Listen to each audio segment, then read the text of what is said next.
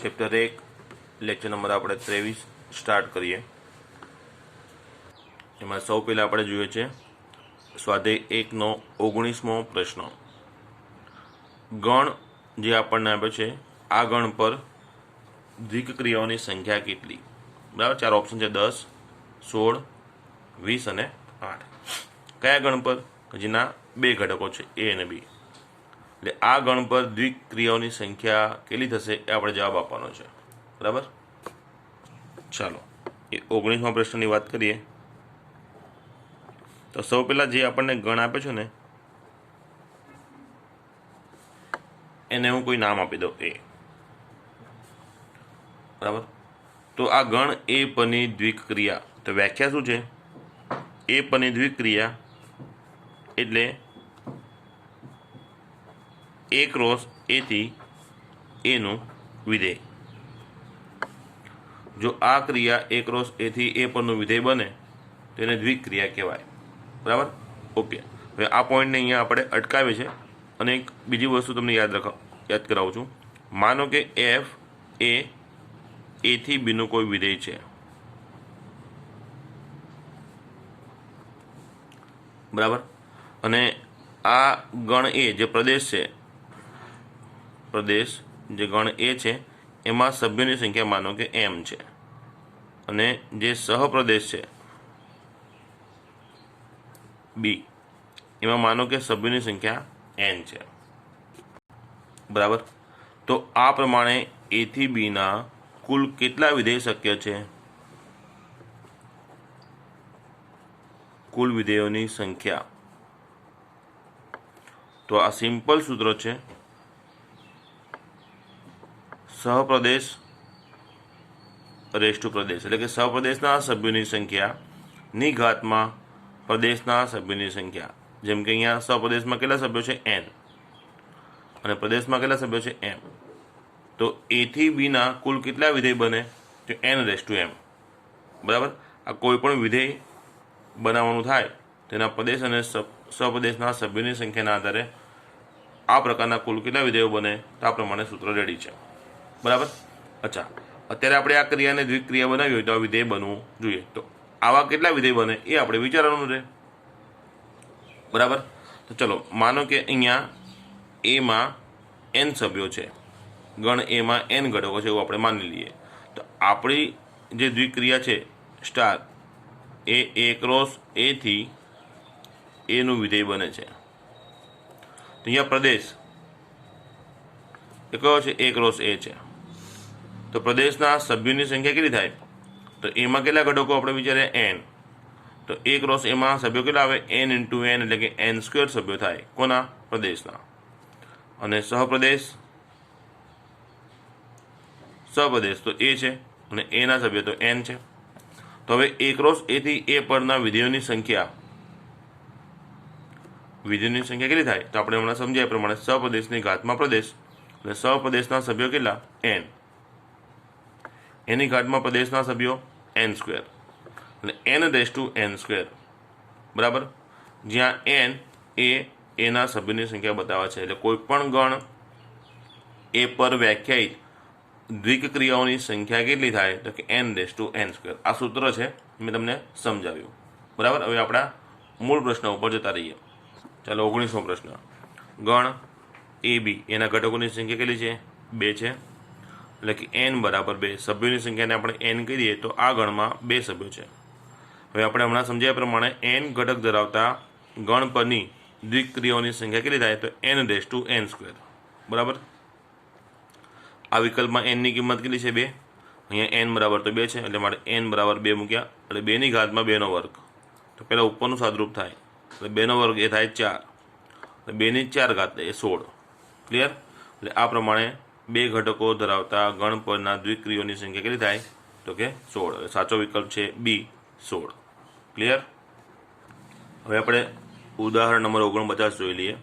સાબિત કરો કે ગણ જેના 2 ઘટકો છે 1 અને 2 એના પર જેનો તટસ્થ ઘટક 1 હોય તથા જેના હેઠળ 2નો વ્યસ્ત ઘટક 2 હોય એવી દ્વિક ક્રિયાઓની સંખ્યા માત્ર 1 જ છે। એટલે આ ગણ પર વ્યાખ્યાયિત મારે દ્વિક્રિયા બનાવી હોય તો આપણે હમણાં સમજીએ એ પ્રમાણે કુલ કેટલી દ્વિક્રિયા બને? 16 બને. આ 16 દ્વિક્રિયામાંથી એક જ દ્વિક્રિયા એવી છે જે આપેલી બંને શરતોનું પાલન કરે. કઈ બે શરત? તો પહેલી શરત, જેનો તટસ્થ ઘટક 1 હોય. એટલે આ દ્વિક્રિયા આપણે એવી શોધી છે જેનો તટસ્થ ઘટક કેવો થવો જોઈએ? 1 થવો જોઈએ. અને એ તટસ્થ ઘટક 1ની હેઠળ 2નો વ્યાસ કેવો થવો જોઈએ? 2 થવો જોઈએ. બરાબર. તો આવી દ્વિક્રિયા હું વિચારું બંને શરતોનું પાલન કરે એવી, તે એવી એક જ છે એવું આ રકમ કે છે, જે વસ્તુ આપણે સાબિત કરવાની છે. બરાબર. ચલો 49મું ઉદાહરણ. હવે અહીંયા જે ગણ છે 1 2 એના પરની દ્વિક્રિયા સ્ટાર આપણે લખીએ તો એ સ્ટાર કઈ રીતે થાય? સ્ટાર થાય સ્ટાર ફ્રોમ 1 2 ક્રોસ 1 2 થી 1 2 પરનું વિધેય બને. બરાબર. એ ક્રોસ એથી એનું વિધેય બને. એટલે આનો અર્થ આવો થાય 1 2 ક્રોસ 1 2 એટલે આ બેનો ક્રોસ ગુણાકાર કરી નાખો તો 1 1 1 2 2 1 અને 2 2 4 ઘટકો થાય. એટલે આ જે વિધેય બનવાનું છે એના પ્રદેશના 4 ઘટકો છે અને સપ્રદેશમાં 2 ઘટકો છે. બરાબર. આનું વિધેય બને. એટલે આ કોઈપણ એક ક્રમિક જોડ, બરાબર, સામેના કોઈપણ એક ઘટક સાથે જોડાય. હવે નિયમ પ્રમાણે તટસ્થ ઘટક કયો થવો જોઈએ? 1 થવો જોઈએ. શરત મુજબ સ્ટાર માટે 1 એ તટસ્થ ઘટક છે. હવે એક તટસ્થ ઘટક છે એનો અર્થ થાય એકની ક્રિયા હું ગમે તે ઘટક સાથે કરું એનો એ જવાબ મારો આવે. એટલે એ શું કહેવાય? એક શું કહેવાય? તટસ્થ ઘટક. ખ્યાલ આવ્યો? ફરી કહું, એક જો તટસ્થ ઘટક છે, બરાબર, તો એકની ક્રિયા કોઈ પણ ઘટક સાથે કરીશ તો એ જ ઘટક મારો જવાબ બનશે. બરાબર. તો અહીંયા 1 તટસ્થ ઘટક છે તો 1 આમાં સમાવિષ્ટ હોય એવી કેટલી ક્રમિક જોડ છે આપણી પાસે? 3. બરાબર. તો 1 2 અને 3 1 1 1 2 અને 2 1 મેં લખી નાખી. અહીંયા 1 તટસ્થ ઘટક છે એટલે જવાબ શું આવે? આ બીજો ઘટક એટલે 1 આવી ગયો. 1 તટસ્થ ઘટક છે તો જવાબ શું આવશે? આ 2 આવશે. અને અહીંયા પણ 1 તટસ્થ ઘટક છે એટલે મારો જવાબ કયો થઈ જાય? 2. ચલો ક્લિયર. એટલે એક જો તટસ્થ ઘટક હોય તો આ 3 ઘટકોના જવાબ આ પ્રમાણે મને મળે. ક્લિયર આટલું? ઉપરાંત સ્ટાર માટે 2નો વ્યાસ મને 2 મળવો જોઈએ. હવે 2નો વ્યાસ 2 છે એ ક્યારે થાય? આપણે તમને વ્યાસની વ્યાખ્યા ફરી યાદ કરાવું. એનો વ્યાસ બી હોય તો એની દ્વિક્રિયા બી સાથે કોઈ પણ ક્રમમાં કરું, જવાબ મને શું મળે? તટસ્થ ઘટક ઈ મળે. હવે આ પ્રક્રિયામાં અત્યારે જે આપણે દાખલામાં વાત થઈ રહી છે એમાં તટસ્થ ઘટક કયો છે? 1 છે. અને બીજી વાત શું થાય છે? 2નો વ્યાસ 2 એટલે એ બરાબર 2 અને એનો વ્યાસ બી અને બી બરાબર પણ 2 થઈ ગયો. એટલે 2નો વ્યાસ 2 હોય તો 2 સ્ટાર 2 શું થાય? 1 થવો જોઈએ, જે તટસ્થ ઘટક છે. હવે અહીંયા હું ક્રમ બદલું 2 સ્ટાર 2માં તો પણ 2 સ્ટાર 2 જ રહેવો જોઈએ ને. તો 2 સ્ટાર 2 એ કેટલા થવા જોઈએ? 1 થવા જોઈએ. બરાબર. એટલે કે સ્ટાર માટે 2નો વ્યાસ 2 છે તેનો અર્થ એવો થાય 2 2નો જવાબ કેટલો થવો જોઈએ? 1 થવો જોઈએ. બરાબર. તો આમ આપેલ શરત અનુસાર ઈચ્છિત દ્વિક્રિયાઓની સંખ્યા માત્ર એક જ છે. એક જ ઓપ્શન એવો મળે છે આપણને. બરાબર. નેક્સ્ટ જોઈએ પ્રશ્ન. ચાલો હવે સ્વાધ્યાય 1નો 9મો પ્રશ્ન લઈએ. આપેલ અરિક્ત ગણ x એનો ઘાત ગણ પાવર સેટ ઓફ x છે. દ્વિક્રિયા power set of x cross power set of x થી પાવર સેટ ઓફ x પર છે. બરાબર. જ્યાં દ્વિક્રિયા પ્રમાણે વ્યાખ્યાય છે a સ્ટાર b એટલે a છેદ b. એટલે સ્ટાર શું બતાવે છે? અહીંયા છેદ ગણ. બરાબર. જ્યાં a અને b ક્યાંથી હશે? તો જે ગણ પર દ્વિક્રિયા વ્યાખ્યાય છે તેના ઘટકો છે. a b belongs to power set of x છે. બરાબર. પાવર સેટ ઓફ એક્સના ઘટકો છે a અને b. એનો અર્થ થાય a અને b એક્સના ઉપગણ છે. યાદ રાખજો. બરાબર. તો સાબિત કરો કે એક્સ એ આ ક્રિયા માટે તટસ્થ ઘટક છે અને દ્વિક્રિયા સ્ટારને સાપેક્ષ પાવર સેટ ઓફ એક્સમાં કેવળ એક્સ જ વ્યસ્ત સંપન્ન છે. બરાબર. એટલે આ દ્વિક્રિયાનો તટસ્થ ઘટક કોણ છે? એક્સ છે. અને પાવર સેટ ઓફ એક્સમાં ફક્ત એક્સ જ એવો ઘટક રહેશે જેને વ્યસ્ત ઘટક મળે છે, એટલે કે પોતે વ્યસ્ત સંપન્ન છે. આટલી વસ્તુ આપણે સાબિત કરવાની છે. બરાબર. ચાલો 9મો પ્રશ્ન. એક્સના ઘાતગણ પાવર સેટ ઓફ એક્સ માટે દ્વિક્રિયા સ્ટાર એ power set of x cross power set of x થી પાવર સેટ ઓફ એક્સ પરની ક્રિયા છે. જ્યાં a સ્ટાર b શું બતાવે છે? a અને b નો છેદગણ. અને a અને b ક્યાંથી હશે? પાવર સેટ ઓફ એક્સના સભ્યો હશે. બરાબર. ચાલો તો પહેલા તટસ્થ ઘટકની વાત કરીએ. તો જો e એ સ્ટાર માટે તટસ્થ ઘટક હોય તો બધા જ ઘટકો a belongs to power set of x માટે એની દ્વિક્રિયા e સાથે કોઈ પણ ક્રમમાં કરું તો મને જવાબ શું મળવો જોઈએ? એ મળવો જોઈએ. ઓકે, અહીંયા દ્વિક્રિયા શું વ્યાખ્યાય છે? છેદગણ. એટલે એ સ્ટાર ઈ એનો અર્થ થાય એ છેદ ઈ. ઈ સ્ટાર એનો અર્થ થાય ઈ છેદ એ. જવાબ એ આવવો જોઈએ. એ અને ઈનો છેદગણ એ આવે, બરાબર.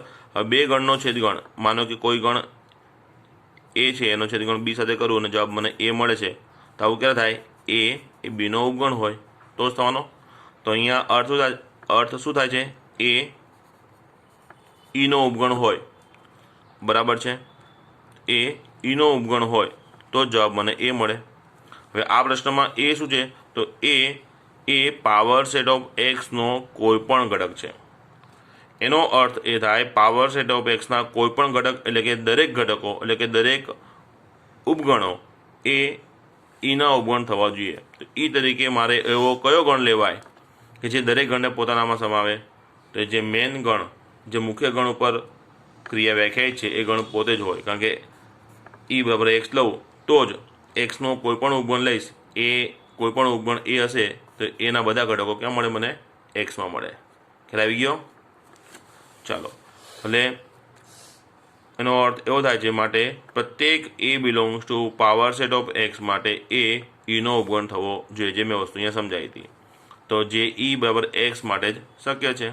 માટે સ્ટાર માટે તટસ્થ ઘટક જે ઈ છે એ કયો થાય છે? એક્સ થાય છે. એટલે કે સ્ટાર માટે તટસ્થ ઘટક એક્સ છે. ક્લિયર? હવે વ્યસ્ત ઘટકની વાત કરીએ, બરાબર છે. સ્ટાર માટે એનો વ્યસ્ત ઘટક માનો કે બી છે, બરાબર. જો એનો વ્યસ્ત બી હોય તો એની દ્વિક્રિયા બી સાથે કોઈ પણ ક્રમમાં કરીશ, જવાબ મને શું મળે? તટસ્થ ઘટક ઈ મળે. એટલે દ્વિક્રિયા તો છેદગણ છે, એ છેદ બી કરું કે બી છેદ એ કરું, જવાબ મને ઈ મળવો જોઈએ.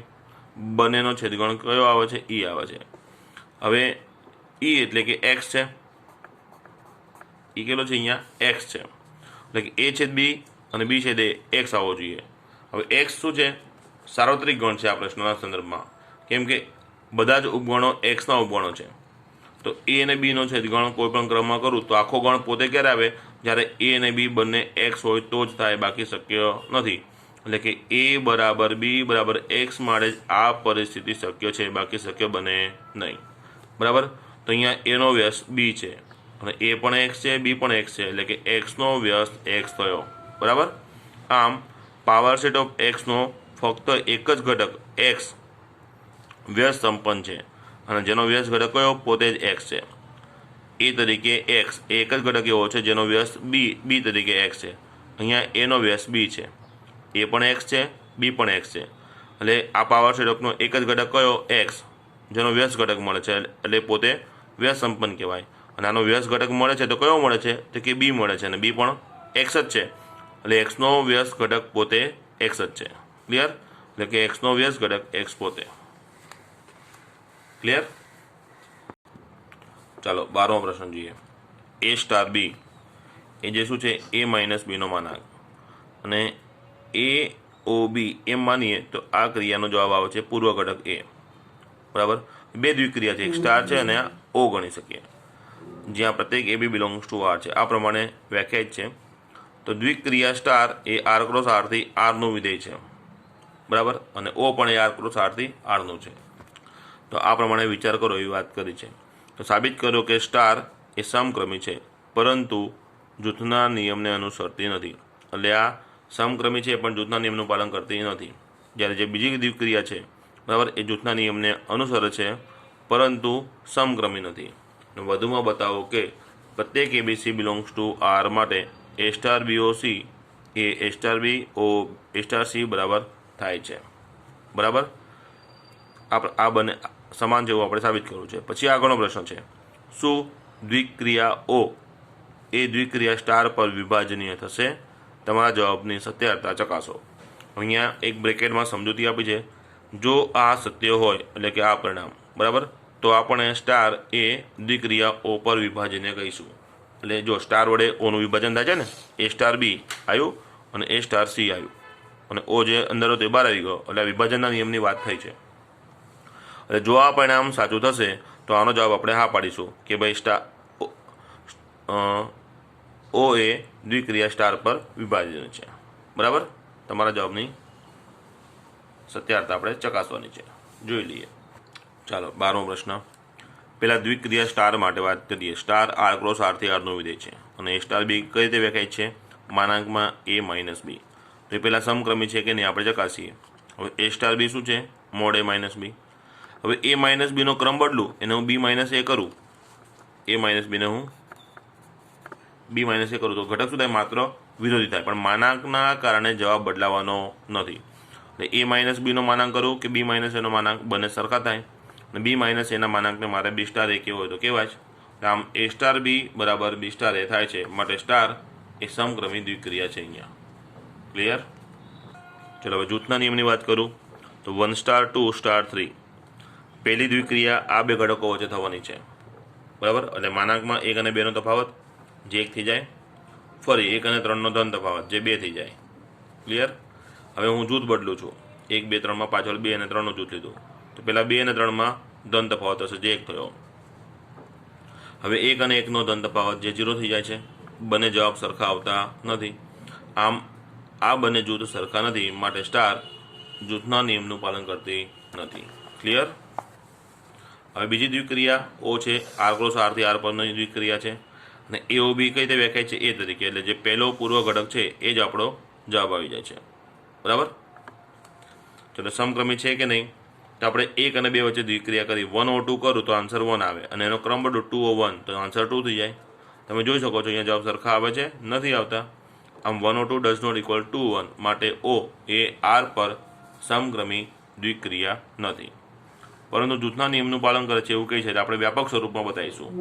હવે એબીસી વચ્ચે મેં ક્રિયા કરી છે, એમાં બ્રેકેટ મેં પહેલાં એ અને બી વચ્ચે કર્યો છે, બરાબર. તો મારો પહેલો જવાબ એ અને બી વચ્ચે આપવાનો હોય. હવે એ અને બી વચ્ચેનો જવાબ વિચારું તો પહેલો ઘટક કયો છે? એ.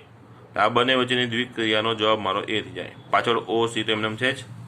હવે આ બંને ઘટકમાં ફરી દ્વિક્રિયા કરું તો એમાં પણ પૂર્વ ઘટક તો એ જ છે, તો એનો એ જવાબ આવી ગયો.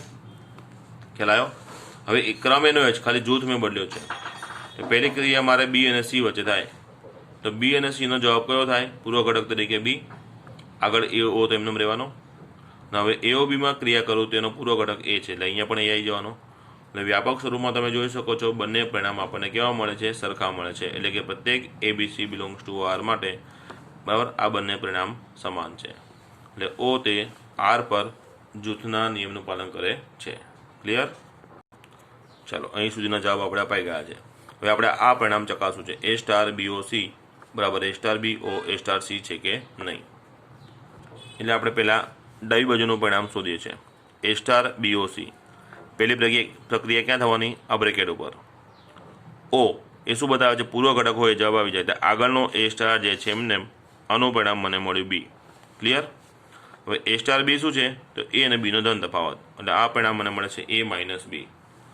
ડાબી બાજુનો જવાબ મેં શોધ્યો છે. હવે મેં જમણી બાજુ અહીંયા લખી છે એ સ્ટાર બી ઓ એ સ્ટાર સી. હવે એ સ્ટાર બી તેનો જવાબ થાય એ માઇનસ બી, અને એ સ્ટાર સી એનો જવાબ થાય એ માઇનસ સી. ઓ વચ્ચે જે છે એમને.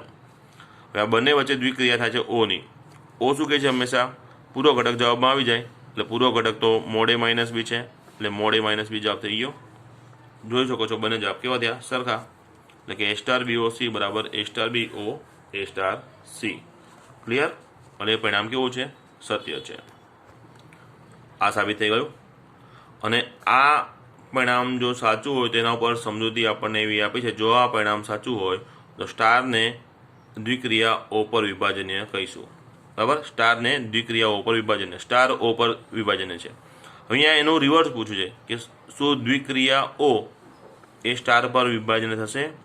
જેમ સ્ટાર ઓ પર વિભાજન થઈ એટલે પહેલા સ્ટાર છે પછી ઓ છે. અહીંયા એનું રિવર્સ પૂછે છે, ઓ તે સ્ટાર પર વિભાજન થશે એટલે અહીંયા ઓ આવે ને અહીંયા સ્ટાર આવે, બરાબર. એવું પરિણામ અહીંયા થાય. જોઈ લઈએ. તો જો ઓ તે સ્ટાર પર વિભાજન છે એવું મારે જોવું હોય તો ઓની વાત છે ને. ઓકે. એ ઓ બી સ્ટાર સી, એઓ બી એઓ સી એનું સ્ટાર, આ બંને પરિણામ કેવા થવા જોઈએ? સરખા થવા જોઈએ, બરાબર છે. ચલો તેમાં ડાબી બાજુનું પરિણામ પહેલાં હું શોધું છું. હવે પહેલાં મારી ક્રિયા ક્યાં થાય? આ બ્રેકેટ ઉપર થાય, તો બી સ્ટાર સી એ થઈ જાય માનાંકમાં બી માઇનસ સી, બરાબર છે. હવે બંને વચ્ચે ઓની ક્રિયા કરીએ તો એમાં જવાબ શું આવે? પૂર્વ ઘટક જે એ છે. ક્લિયર? આનો જવાબ આપણને મળી ગયો. હવે આ ચેક કરવાની છે આપણે. એઓ બી સ્ટાર એઓ સી, તો AOBમાં તો જવાબ આપણને ખબર છે એ જ આવવાનો, અને AOCમાં પણ પૂર્વ ઘટક તો એ જ છે. તો બંને વચ્ચે ક્રિયા કરું, બરાબર. A સ્ટાર એ શું બતાવે છે? મોડ A માઇનસ A, બરાબર, જે થયા 0. તો બંને જવાબ સરખા આવ્યા નથી આવ્યા. આમ પ્રત્યેક ABC બિલોંગ્સ ટુ R માટે AOB સ્ટાર C એ AOB સ્ટાર AOCની બરાબર થતું નથી. અર્થાત દ્વિક્રિયા O એ દ્વિક્રિયા સ્ટાર પર વિભાજનીય નથી. ક્લિયર? ચલો, પ્રશ્ન અહીંયા પૂરો થાય છે. ઓકે, હવે આપણે નેક્સ્ટ પ્રશ્ન સ્વાધ્યાય 1નો 13મો પ્રશ્ન જોઈએ છે. x એ આપેલ અરિક્ત ગણ છે અને એક્સના ઘાત ગણ પાવર સેટ ઓફ એક્સ ઉપર અહીંયા દ્વિક્રિયા વ્યાખ્યાયિત કરી છે, બરાબર. ત્યાં A સ્ટાર B કઈ રીતે વ્યાખ્યાયિત છે? તો A અને Bનો તફાવત, B અને Aનો તફાવત, જેનો યોગ ગણ, બરાબર. જો યાદ હોય તો આ કહેવાય છે સંમિત તફાવત, બરાબર. A ડેલ્ટા B કહેવાય છે આ.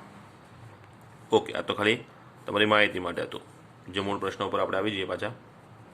દ્વિક્રિયા વ્યાખ્યાયિત છે A માઇનસ B અને B માઇનસ Aનો યોગ ગણ, બરાબર. પ્રત્યેક AB belongs to power set of x માટે આ પ્રમાણે આ ક્રિયા વ્યાખ્યાયિત કરી છે. તો સાબિત કરો કે રિક્ત ગણ ફાઈ એ દ્વિક્રિયા સ્ટાર માટે તટસ્થ ઘટક છે અને પાવર સેટ ઓફ એક્સના તમામ ઘટક એ વ્યસ્ત સંપન્ન છે અને એનો વ્યસ્ત એ છે. પાવર સેટ ઓફ એક્સના તમામ ઘટક એટલે દરેક ઘટક પોતે વ્યસ્ત સંપન્ન છે અને દરેક ઘટક માટે પોતે જ પોતાના વ્યસ્ત ઘટકો છે, એવું આપણે સાબિત કરવાનું થયું, બરાબર. ચાલો, 13મો પ્રશ્ન અરિત ગણ એક્સ માટે ક્રિયા power set of x cross power set of x દી પાવર સેટ ઓફ એક્સ પરની છે, બરાબર. આ બ્રેકેટ અહીંયા આવે, અહીંયા ના આવે.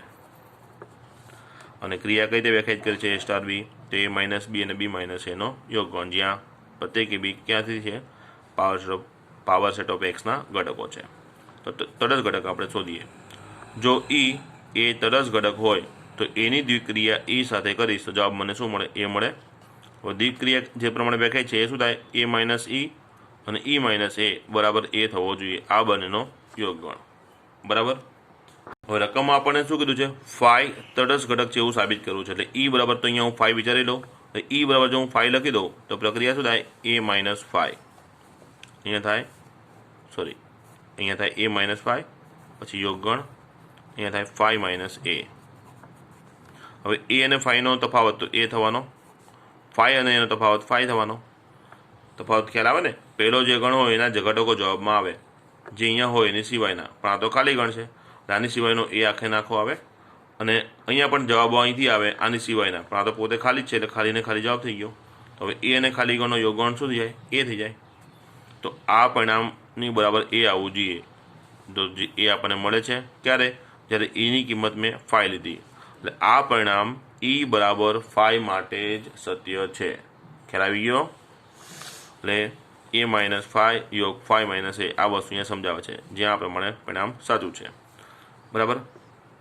તો એ ફાઈનો તફાવત એ થાય અને ફાઈ અને એનો તફાવત ફાઈ થાય, વચ્ચે યોગ ગણ.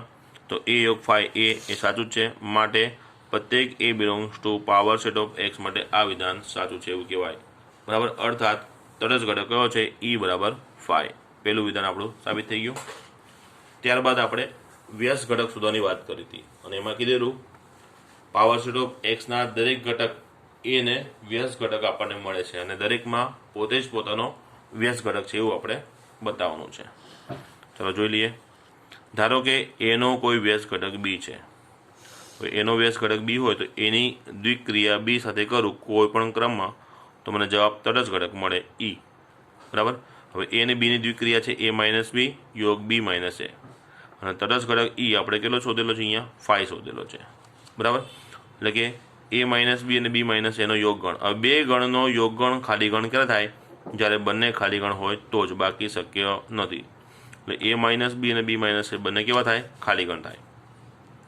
તો બંને ક્રમમાં તફાવત ગણ ખાલી ગણ ત્યારે જ શક્ય છે જ્યારે બંને ગણ સમાન હોય. એટલે કે આ પરિણામ A બરાબર B માટે જ સત્ય છે, બરાબર.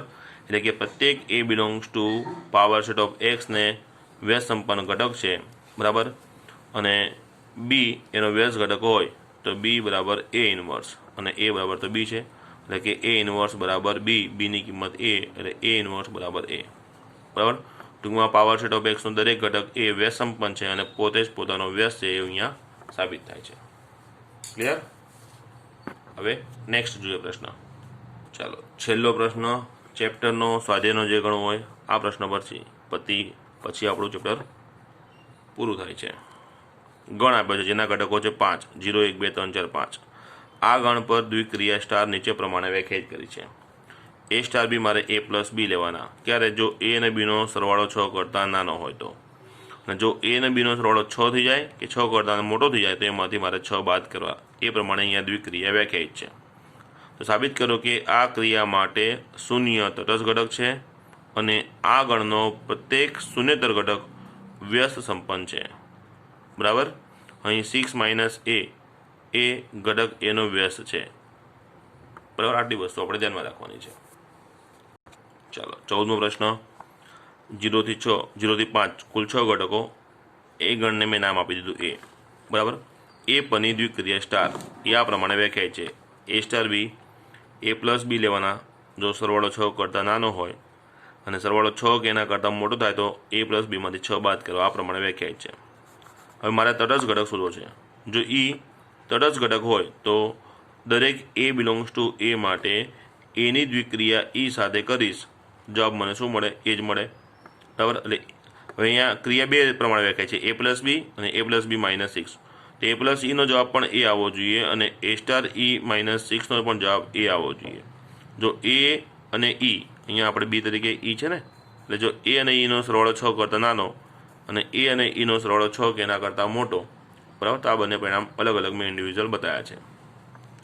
તો આ કિસ્સામાં eની કિંમત 0 મળે છે અને આ કિસ્સામાં a જતા રહે, 6 સામે જતા રહે એટલે eની કિંમત 6 મળે છે. એટલે અહીં e બરાબર 6 શક્ય નથી. કેમ? તો તટસ્થ ઘટક ક્યાં હોવો જોઈએ? જે ગણ પર ક્રિયા વ્યાખ્યાયિત કરી છે ત્યાં જ તટસ્થ ઘટક હોવો જોઈએ. તો અહીંયા 6 ગણ એમાં છે નહીં, માટે તટસ્થ ઘટક તરીકે જે 6 મળે છે શક્ય નથી. એટલે તટસ્થ ઘટક કયો થઈ ગયો? માત્ર એક જ. અને કયો? 0. ક્લિયર? એટલે કે e બરાબર 0. પહેલા પ્રશ્નનો જવાબ આપણે આપી દીધો. બીજું આપણે એ બતાવવાનું છે કે આ ગણનો પ્રત્યેક શૂન્યતર ઘટક વ્યસ્ત સંપન્ન છે. બરાબર? ચલો હવે અહીંયા આપણે a સ્ટાર e બરાબર a લઈને તટસ્થ ઘટક e શોધ્યો છે. હવે શક્ય છે કે નહીં ચેક કરવા. e સ્ટાર a લીધો છે, આપણે સમજાયું ને આગળ. a સ્ટાર e બરાબર a લઈને મારે e શોધવાનો. તે શોધાઈ ગયો. e કયો શોધ્યો આપણે? 0. અને ચેક કરવાનો રિવર્સમાં કે e સ્ટાર એ મારે ગણતરી કરવાની અને જવાબમાં મારે શું આવવો જોઈએ? એ આવવો જોઈએ. બરાબર છે? તો e સ્ટાર એ મેં સ્ટાર્ટ કર્યું. તો ક્રિયા છે સરવાળો કરો e પ્લસ a, જે eની કિંમત 0 છે. 0 પ્લસ a કરીશ તો જવાબ એ આવી જવાનો, કારણ કે 0 પ્લસ a કેવા છે? 6 કરતાં નાના. એ આપણે અહીંયા ક્લિયર છે કે કોઈપણ ઘટક એની કિંમત 5 કે એના કરતાં નાની જ છે, કારણ કે એ આપણે ગણેમાંથી લેવાનો છે.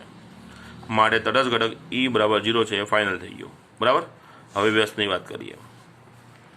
ધારો કે એનો કોઈ ઘટક છે 0 સિવાયનો, કારણ કે એમાં કુલ 6 ઘટક છે જેમાં 0નો સમાવેશ છે. જો અહીંયા, બરાબર? આપણે જે વ્યસ્ત શોધવાનો છે ને એમાં શૂન્યતર ઘટકની વાત કરી છે. એટલે એ સ્મોલ a કેપિટલ એનો કોઈ પણ ઘટક છે સિવાય કે 0. બરાબર? તો આવા એનો વ્યસ્ત બી છે એવું આપણે ધારી લઈએ. તો એનો વ્યસ્ત બી હોય તો એની દ્વિક્રિયા બી સાથે કોઈ પણ ક્રમમાં કરીશ, તટસ્થ ઘટક e જવાબમાં આવે. ચલો હવે a plus B, a star B, a અને બી વચ્ચેની દ્વિક્રિયા કરું તો બે ઓપ્શન છે, a પ્લસ બી અને a પ્લસ બી માઇનસ 6. આ ક્યારે? તો સરવાળો 6 કરતાં નાનો હોય ત્યારે, અને આ પ્રક્રિયા ક્યારે? જ્યારે સરવાળો 6 કે એના કરતાં મોટો હોય ત્યારે. ચલો eની કિંમત કેટલી છે? 0 છે. તો a પ્લસ બી અહીંયા 0 થાય છે અને a પ્લસ બી માઇનસ 6 અહીંયા 0 થયા. શરતો જે છે એની જ કોમન અહીંયા ચાલે છે. એટલે અહીંયા b બરાબર માઇનસ a થાય અને અહીંયા b બરાબર શું થાય? 6 માઇનસ a. બરાબર? ચાલો હવે b બરાબર 6 માઇનસ a અહીંયા પરિણામ લીધું. કેમ? તો b બરાબર માઇનસ a શક્ય નથી, કારણ કે ઋણ ઘટક તો એમાં છે નહીં. એમાં કયા ઘટકો છે? 0 થી 5. 0 થી 5 ઘટકો છે. બધા જ ઘટકો કેવા છે? ધન છે. ઋણ ઘટક ક્યાંય છે નહીં. માટે b બરાબર માઇનસ a આ ઓપ્શન ચાલતું નથી. એટલે b બરાબર 6 માઇનસ a થયો. હવે તટસ્થ ઘટકની વાત તમને ફરી યાદ કરાવું કે મારે એનો વ્યસ્ત ઘટક b હોય, એનો વ્યસ્ત b હોય ને શોધતો હોય તો મારે શું કરવાનું હોય? a સ્ટાર b બરાબર e લઈને મારે b શોધવાનો. ત્યારબાદ એને ક્રોસ ચેકિંગ કરવાનું, એટલે A સ્ટાર બીથી મેં બી શોધ્યું હોય તો B સ્ટાર એમાં મારે ચકાસણી કરવાની અને ફાઇનલ જવાબ મને કેટલો આવવો જોઈએ? E આવવો જોઈએ, તટસ્થ ઘટક. જો આવું થઈ જાય તો મળેલો બી તે એનો વ્યસ્ત ઘટક છે એવું સાબિત થઈ જાય. બરાબર. ચલો, એટલે મેં અહીંયા A સ્ટાર બી બરાબર E લઈને બી તો શોધી લીધો છે. હવે એ બી વ્યસ્ત ઘટક તરીકે લેવાશે કે નહીં એને ક્રોસ ચેકિંગ કરીએ. ચલો, બી સ્ટાર એ મેં કર્યું. હવે બી સ્ટાર એમાં બી શું છે? 6 માઇનસ એ છે. 6 માઇનસ એ અને એ વચ્ચેની દ્વિક્રિયા થાય તો આ બંનેનો સરવાળો કેટલો થાય છે? 6 દેખાય છે ને અહીંયા. 6 માઇનસ એ અને એનો સરવાળો કેટલો થાય? 6 થાય. તો નિયમ પ્રમાણે જો સરવાળો 6 કે એના કરતાં વધારે હોય, બરાબર, સરવાળો 6 કે એના કરતાં વધારે હોય તો બંનેના સરવાળામાંથી મારે 6 બાદ કરવાના છે. એટલે આ સરવાળો 6 થાય છે એટલે મારે એમાંથી 6 બાદ કરવાના થાય. ચલો, એ અને એ ગયા, 6 વધે, અહીંયા પાછળ પણ 6 છે, જવાબ થઈ ગયો 0. બરાબર. તો જે તટસ્થ ઘટક E છે, 0 શું છે? આપણો તટસ્થ ઘટક છે ને. એટલે બી સ્ટાર એ બરાબર શું આવી ગયો? E આવી ગયો. માટે બી બરાબર 6 માઇનસ એ જે આપણને મળે છે એ આપણો વ્યસ્ત ઘટક છે. અને બી શું છે? 6 માઇનસ એ છે. અને બી શું છે? એનો વ્યસ્ત છે. એટલે એનો વ્યસ્ત ઘટક એ 6 માઇનસ એ છે એવું સાબિત થાય છે. બરાબર. એટલે આમ પ્રત્યેક શૂન્યતર ઘટક એ વ્યસ્ત સંપન્ન ઘટક છે. બરાબર. જ્યાં એનો વ્યસ્ત 6 માઇનસ એ છે. ક્લિયર? તો અહીંયા ચેપ્ટર પૂરું થઈ જાય છે. દરેક ચેપ્ટરના અંતમાં આપણે જે પ્રમાણે ક્રમ બતાવે છે કે કયા લેક્ચરમાં કયા દાખલા સ્વાધ્યાયના ક્યાં ગયા છે એ ક્રમ હું તમને હવે બતાવી દઉં. ચાલો જુઓ, ચેપ્ટર 1ના લેક્ચર જે આપણે લીધા છે એના ક્રમ બતાવું છું. બરાબર. પહેલો વિડીયો એમાં થિયરી છે સંબંધ, પ્રકાર, સ્વવાચક, સમિત અને પરંપરિતને સામે સંબંધી. વિડીયો 2 એમાં ઉદાહરણ 1, 2 અને ઉદાહરણ 3, 4, 5 છે. બરાબર.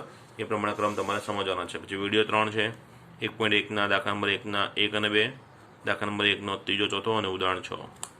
બરાબર. એ પ્રમાણે પહેલા પ્રશ્નમાં એના 5માના ABC, પહેલા પ્રશ્નના 5માના D અને E, 1.1નો બીજો દાખલો, 1.1નો ચોથો, 5મો દાખલો.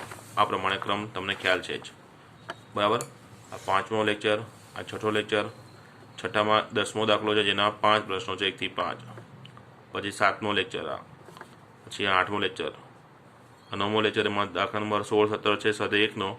એના પછી થિયરી ચાલી છે 1, 1 અને વ્યાપ્ત વિધેયની. એના પછી ઉદાહરણ 8, 10 અને 7 ચાલ્યું છે. બરાબર. 10મા લેક્ચરમાં 1.2ના દાખલા નંબર 2ના 1 થી 5, 1.2નો 11મો દાખલો, ઉદાહરણ 11, 1.2નો 3, 4, 5, 6 દાખલા. બરાબર. ચલો, 10મા લેક્ચર પછી 11મો લેક્ચર. 11માના દાખલા પ્રમાણે છે, 12મામાં પણ જોઈ શકાય છે. 13મો લેક્ચર અહીંયા વિધેયોનું સંયોજન એ થિયરી ચાલી છે છેલ્લે. પછી 14મો લેક્ચર, બરાબર, દાખલા નંબર 6, 7 થિયરી ચાલી છે વિધેયોની બેઝિક ક્રિયાની. ઉદાહરણ છે 50, 51. ત્યારબાદ 15મો લેક્ચર, પછી આ 16મો લેક્ચર છે 17. 18મા લેક્ચરમાં જે ઓલા કટિંગ દાખલા છે એનું લિસ્ટ હતું, ક્રમ એ પ્રમાણે છે, પણ આપણે એ કટ દાખલા જે કોર્સમાંથી બાદ થયા ને એ આપણે નથી કર્યા. ઉદાહરણ 22 થિયરી છે વ્યસ્ત સંપન્ન વિધેય. એ થિયરી કેન્સલ હતી પણ આપણે સમજ્યા છીએ. થિયરી કટ છે પણ આપણે સમજ્યા છીએ. ઉદાહરણ 24 અને 23 સમજ્યા છીએ. પછી 1.3નો 7મો અને 8મો દાખલો પણ કેન્સલ હતો પણ આપણે સમજ્યા છીએ. બરાબર. વ્યસ્ત સંપન્ન ઘટક કઈ રીતના શોધાય એ પ્રમાણે તમારે બેઝિક કન્સેપ્ટ ક્લિયર રહે એટલા માટે. અને કદાચ JEE દાખલો આવે તો એપ્લિકેશન કઈ રીતે થાય છે એ આપણે સમજવા માટે 2 દાખલા ચલાવ્યા હતા. પછી ક્રમ પ્રમાણે આ પ્રમાણે ઉદાહરણ 25 ને 1.3નો 9મો દાખલો આવતો હતો પણ એ બધા કેન્સલ છે. આ જે મેં ક્રોસ નિશાની કરી છે એ બતાવે છે જે તે વસ્તુ કેન્સલ છે આપણા બોર્ડના કોર્સમાંથી. હજી 18મો લેક્ચર કન્ટિન્યુ છે. જો 18મો લેક્ચર છે અહીંથી અહીં સુધી છે. એમાં આ પ્રમાણેનો ક્રમ છે. એમાં જ્યાં ક્રોસ કર્યું હોય એ આપણે ચલાવ્યું નથી. બરાબર. થિયરી પ્રમેય 2 એ આપણે ચલાવ્યો છે જેમ કે એની સામે ક્રોસ નથી. બરાબર. ત્યાં એ પ્રમાણે આ બધા ક્રોસ દાખલા હતા. બાકી જે પ્રમાણે પેટર્નમાં આપણે દાખલા ચલાવ્યા છે તેનો ક્રમ આ ક્રમમાં આવવાનો હતો. બરાબર. પછી ઉદાહરણ 26 ચલાવ્યું છે. થિયરી જે પ્રમેય 1 છે એ પણ ચલાવ્યો છે. જે 11મો દાખલો પાછો કેન્સલ છે. સ્વાધ્યાય 1નો પહેલો કરાવ્યો. સ્વાધ્યાય 1નો બીજો ક્રમમાં આવતો હતો પણ એ કેન્સલ હતો અને સ્વાધ્યાય 1નો 18મો કર્યો. એટલે અહીંયા 18મો લેક્ચર પૂરો થયો. બરાબર. પછી 19મો લેક્ચર, એના પ્રશ્નો દેખાય છે. 20મો લેક્ચર, એમાં થિયરી દાખલા બધા દેખાય છે. પહેલા પ્રશ્નના 1.4ના પહેલાના 1 થી 5 પ્રશ્નો. ત્યારબાદ સમક્રમિત દ્વિક્રિયાની થિયરી ચાલી છે. ઉદાહરણ 34, 35. પછી જૂથના નિયમો, એને સંગત દાખલા છે. ત્યારબાદ 21મો લેક્ચર, એમાં 1.4ના દાખલા નંબર 2ના 1, 2, 3, 4, 5, 6 દાખલા. પછી 1.4નો 9મો દાખલો જેના 1 થી 6 દાખલા. 1.4નો દાખલા નંબર 3, 4, 5 આ બધું વિડીયો 21માં છે, હજી વિડીયો 21 કન્ટિન્યુ છે. જે અહીંયા એમાં થિયરી તટસ્થ ઘટકની ઉદાહરણ 38 અને 1.4ના દાખલા નંબર 10ના 1, 2, 3 દાખલા અને એના ચોથો, પાંચમો, છઠ્ઠો અને અહીંયા 21મો લેક્ચર પૂરો થયો. ત્યારબાદ 22મો લેક્ચર, એમાં થિયરી, આ ઉદાહરણો 1.4, 6ના 1 થી 5 દાખલા, પછી દાખલા નંબર 7, 8, 11 અને ઉદાહરણ 45. 22મો લેક્ચર પૂરો થયો. અને 23મો લેક્ચર, જે અત્યારે તમે લેક્ચર જોઈ રહ્યા છો 23મો જ છે. સ્વાધ્યાય 1નો 19મો પ્રશ્ન, ત્યારબાદ 49મો, ત્યારબાદ સ્વાધ્યાય 1ના 9મો, 12મો, 13મો, 14મો દાખલો. અને આ 14મો દાખલો પૂરો થયા પછી અત્યારે તમે જે જોઈ રહ્યા છો એ આપણો ઇન્ડેક્સ, કે કયા લેક્ચરમાં કયા દાખલા ચાલે છે તે. બરાબર છે. ચાલો, ચેપ્ટર 1 અહીંયા પૂરું થાય છે. નેક્સ્ટ અભ્યાસ હવે આપણે ચેપ્ટર 7 સંકલનનું કરીશું. બરાબર.